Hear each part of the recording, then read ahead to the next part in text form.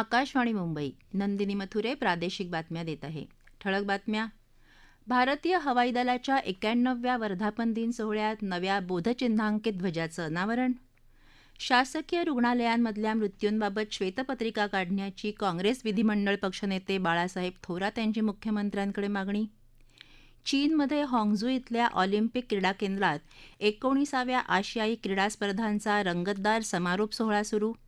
आणि एकदिवसीय क्रिकेट विश्वचषक स्पर्धेत आज चेन्नईत सुरू असलेल्या सामन्यात ऑस्ट्रेलियाचं भारतापुढे विजयासाठी 200 धावांचं आव्हान. भारताची खराब सुरुवात. भारतीय हवाई दलाच्या 91व्या वर्धापन दिनाचा मुख्य सोहळा आज उत्तर प्रदेशात प्रयागराजच्या बमरौली विमानतळावर झाला. हवाई दल प्रमुख air chief marshal V. Chaudhari यांनी यानिमित्त आयोजित संचलनाची पाहणी केली. संरक्षण दल प्रमुख जनरल अनिल चौहान आणि इतर मान्यवरही यावेळी उपस्थित होते. यावेळी air chief marshal V. Chaudhari यांनी हवाई दलाच्या नव्या बोधचिन्हांकित ध्वजाचं अनावरण केलं. यावेळी जुना बोधचिन्हांकित ध्वज सन्मानपूर्वक उतरवून हवाई दल प्रमुखांकडे सुपूर्द केला गेला. आता हा जुना ध्वज हवाई दलाच्या वस्तुसंग्रहालयात ठेवला जाणार आहे. यंदाची हवाई दलाची संकल्पना हवाई ताकद सीमापार अशी आहे. मुंबईत या निमित्तानं आयोजित केलेल्या समारंभाला राज्यपाल रमेश बैस प्रमुख पाहुणे म्हणून उपस्थित होते. हवाई दल केवळ आकाशातून संरक्षण करत नाही, तर देशाच्या कोणत्याही भागाला नैसर्गिक आपत्तीचा तडाखा बसला तर तात्काळ धावून जातं, असं एअर व्हाईस मार्शल रजत मोहन यांनी सांगितलं. हवाई दलाच्या 91व्या वर्धापन दिनानिमित्त राष्ट्रपती, प्रधानमंत्री, संरक्षण मंत्री आणि केंद्रीय गृहमंत्र्यांनी हवाई दलाचे सर्व जवान आणि त्यांच्या कुटुंबियांना शुभेच्छा दिल्या आहेत. नांदेडच्या शासकीय रुग्णालयात गेल्या 2 दिवसात पुन्हा 15 रुग्णांचा मृत्यू झाला. 6 ते 7 ऑक्टोबर या कालावधीत या अतिगंभीर रुग्णांचा मृत्यू झाला. त्यात 6 नवजात बालकं, 2 बालकं आणि 7 प्रौढांचा समावेश असल्याचं आमच्या वार्ताहरानं कळवलं आहे. या कालावधीत 154 नवीन रुग्ण दाखल झाले, तर 97 रुग्ण उपचारानंतर बरे होऊन घरी गेले आहेत. सध्या 732 रुग्ण या रुग्णालयात दाखल आहेत. राज्याच्या आरोग्य व्यवस्थेचा पुरता बोजवारा उडाला असून सामान्य माणसाच्या जीवाशी खेळ सुरू आहे. विविध शासकीय रुग्णालयांमध्ये मृत्यूचं तांडव झालं, याबाबतची सत्य परिस्थिती जनतेसमोर यावी, यासाठी सरकारनं श्वेतपत्रिका काढावी, अशी मागणी काँग्रेस विधिमंडळ पक्षाचे नेते बाळासाहेब थोरात यांनी केली आहे. त्यांनी या संदर्भात मुख्यमंत्र्यांना पत्र लिहिलं आहे. या मृत्यू प्रकरणाची जबाबदारी स्वीकारून संपूर्ण मंत्रिमंडळानं राजीनामा द्यायला हवा, असंही थोरातांनी म्हटलं आहे. वैद्यकीय शिक्षण आणि संशोधन संस्थेवर कायमस्वरूपी संचालक नाही, याबद्दलही त्यांनी टीका केली आहे. टोलवाढीसंदर्भात येत्या 4 दिवसात मुख्यमंत्री एकनाथ शिंदे यांची भेट घेऊ. त्यानंतरही सकारात्मक निर्णय झाला नाही तर आंदोलन करण्याचा इशारा मनसेचे अध्यक्ष राज ठाकरे यांनी दिला आहे. टोल दरवाढीविरोधात मनसेचे ठाणे आणि पालघर जिल्हाध्यक्ष अविनाश जाधव यांचं मुलुंड टोलनाका इथे गेल्या 4 दिवसांपासून उपोषण सुरू होतं. राज ठाकरे यांनी आज सकाळी उपोषण स्थळाला भेट देऊन आंदोलनकर्त्यांची भेट घेतली. त्यानंतर ते ठाणे इथे बातमीदारांशी बोलत होते. याबाबतची भूमिकाही लवकरच स्पष्ट करू, असं त्यांनी म्हटलं आहे. आत्तापर्यंत मनसेनं केलेल्या आंदोलनांमुळेच 67 टोलनाके बंद झाले आहेत. शिवसेना आणि भाजपानं आपापल्या जाहीरनाम्यांमधून टोलनाके बंद करायचं आश्वासन दिलं होतं, मात्र त्यांना प्रश्न विचारले जात नाहीत, अशी टीका त्यांनी केली. रस्ते व्यवस्थित बांधले जात नसतील तर टोल का घेतला जातो? नागरिक इतर करांबरोबर रस्ते करही भरतात, मात्र त्यांना चांगले रस्ते मिळत नाहीत, अशी नाराजी त्यांनी व्यक्त केली.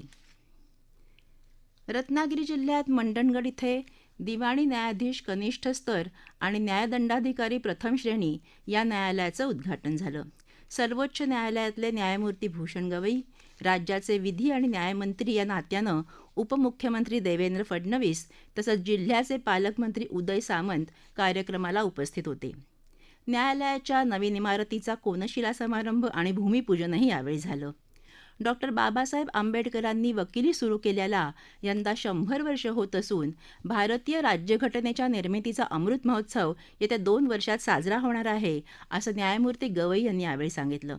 राज्यघटनेला अनुसरून समाजाच्या शेवटच्या नागरिकापर्यंत सर्वांना अल्पावधीत आणि कमीत कमी खर्चात न्याय देण्याचं काम या न्यायालयातून घडावं अशी अपेक्षा त्यांनी व्यक्त केली. उपमुख्यमंत्री फडणवीस म्हणाले की सध्या प्रलंबित खटल्यांचं आव्हान सगळ्यात महत्त्वाचं आहे. सरकार आणि न्यायालय यांनी एकत्रितपणे काम केलं तर ती प्रक्रिया गतिशील होऊ शकेल. मंडणगड तालुक्यात आंबवडे या डॉक्टर बाबासाहेब आंबेडकरांच्या मूळ गावी त्यांचं यथोचित स्मारक उभारून येत्या 2 वर्षात त्याचं लोकार्पण केलं जाईल अशी ग्वाही पालकमंत्री उदय सामंत यांनी दिली. या प्रादेशिक बातम्या आकाशवाणीच्या मुंबई केंद्रावरून देत आहोत. इंडिया मेलाच्या निमित्तानं भारत आणि जपान या दोन्ही देशांमधलं सौहार्द मैत्रीभाव घट्ट होऊन दोन्ही देश एकत्रितपणे प्रगतीची नवी शिखरं सर करतील असा विश्वास राज्याचे सांस्कृतिक कार्यमंत्री सुधीर मुनगंटीवार यांनी व्यक्त केला आहे. जपानमधल्या कोबे शहरात भारत जपान यांच्यातल्या कला आणि खाद्य संस्कृतीला चालना देण्यासाठी आयोजित इंडिया मेला या कार्यक्रमाच्या उद्घाटन समारंभात ते बोलत होते. चीनमध्ये हाँगझू इथल्या ऑलिम्पिक क्रीडा केंद्रात 19व्या आशियाई क्रीडा स्पर्धांचा रंगतदार समारोप सोहळा सुरू आहे. या समारोप सोहळ्यात हॉकीपटू PR श्रीजेश यानं भारताचा ध्वज धारण करत पथकाचं नेतृत्व केलं. यापुढची आशियाई स्पर्धा जपानमध्ये होणार आहे. या सोहळ्यात पहिल्या आशियाई क्रीडा स्पर्धेची ज्योत, ध्वज आणि आशियाई ऑलिम्पिक परिषदेचा ध्वज जपानला हस्तांतरित केला गेला. या स्पर्धेत भारतानं 28 सुवर्ण, 38 रौप्य आणि 41 कांस्य पदकांसह 107 पदकांची विक्रमी कमाई करत पदक तालिकेत 4थं स्थान मिळवलं आहे. पदक तालिकेत चीननं 201 सुवर्ण, 111 रौप्य आणि 71 कांस्य पदकांसह 383 पदकांची कमाई करत पहिलं स्थान पटकावलं, तर जपाननं 52 सुवर्ण पदकांसह एकूण 188 पदकं जिंकत दुसरं स्थान मिळवलं.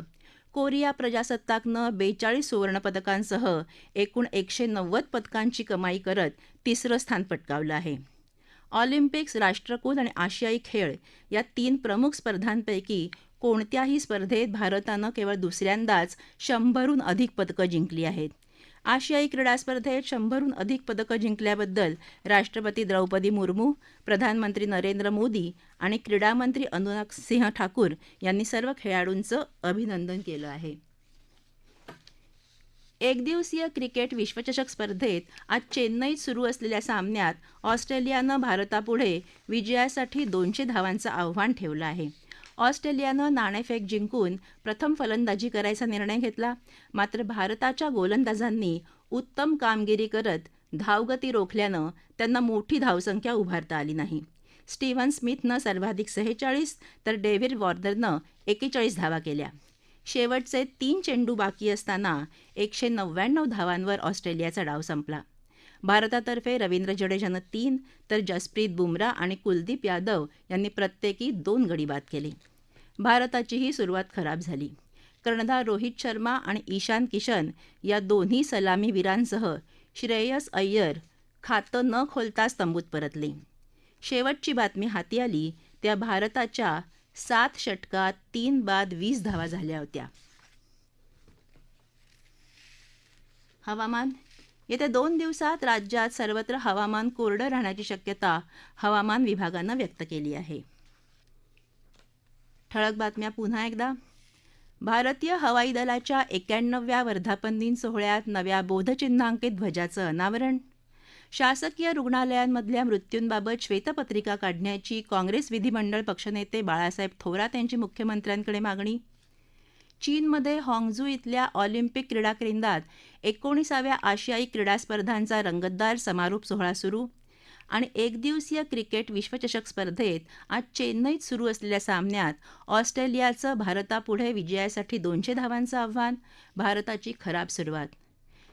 याबरोबरच आकाशवाणी मुंबई केंद्रावरचं हे प्रादेशिक बातमीपत्र संपलं. नमस्कार.